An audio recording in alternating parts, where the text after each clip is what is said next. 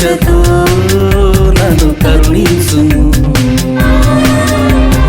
దేవా నీ స్పర్శతో నన్ను దీవించుము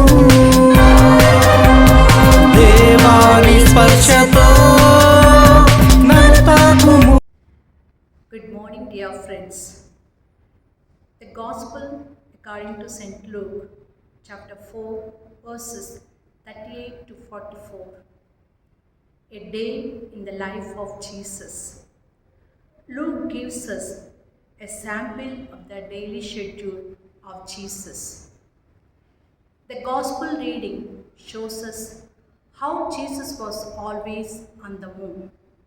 It was a Sabbath day and people were supposed to rest and be quiet, but not Jesus. Attending to people in need was more important to him than following the letter of the law. Thus, even on a day of rest, he still performed a healing. Not a single day was idle for Jesus.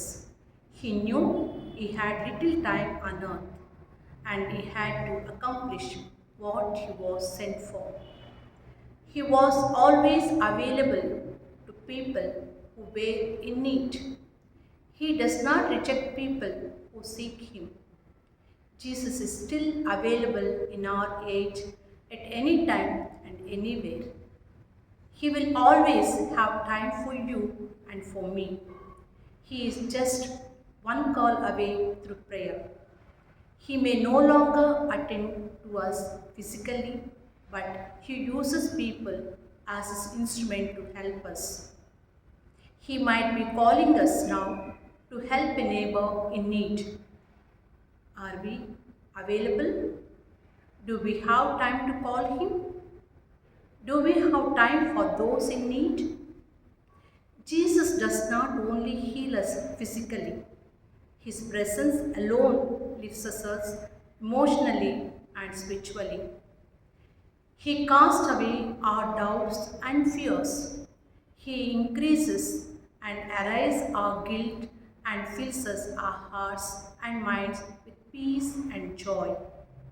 Most especially, we can ask him to cast out the demons in us and in others. Like Jesus, may we always have time to pray alone, if possible, in a place where we are not disturbed. What a grateful woman Peter's mother-in-law was. Cured from her illness, she used her newfound health and life to serve Jesus in humble and meaningfully the way she could. She understood that God's will restore her wealth and health so that she would use her new life to serve him and other people. How many of us are cured from an illness and saw our healing as a call from God?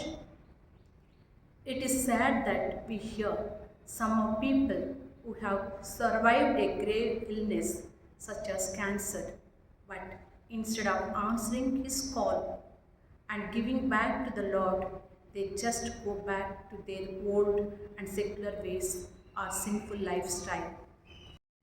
God does not want us to simply have fun while we have the strength of health. He is calling us to use our health for a greater purpose to serve him and others. The will he has for those of good health and for all of us who are alive, even if sickly, is that we use our lives for good, glorifying him and serving others according to our own capacities. Jesus wakes us early to pray and he prays in a deserted places where no one can disturb him. Then he goes on teach, healing the sick, casting out demons, even after sunset. For as long as there are people who need of his presence, he is still at work.